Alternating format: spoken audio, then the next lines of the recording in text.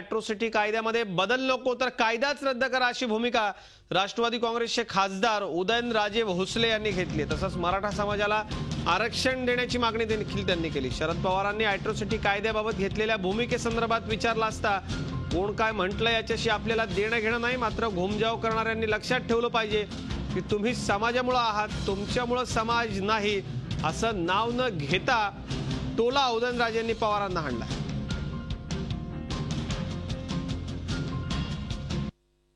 जास्त करून जे जर आपण पाहिले जे अॅट्रॉसिटीचे जे गुन्हे दाखल झालेले आहेत तर जवळपास 80 ते 90% जे गुन्हे आहेत हे संपूर्ण बोगस आहेत आणि त्या ह्याच्या आड दडून म्हणजे राहून फार मोठ्या प्रमाणात ब्लॅकमेलिंग होते आणि हे कुठेतरी थांबणं गरजेचं आहे। जरूर कायदा आपण जेव्हा म्हणतो की कायदा हा सर्वांना म्हणजे बरोबर जे काय असेल ते लागू होतं, मग कुठेतरी आता ही समानता आणणं गरजेचं आहे। रद्द करावा, बदल करावा, बदल करण्यापेक्षा मला वाटतं रद्द केलेला बरा आहे।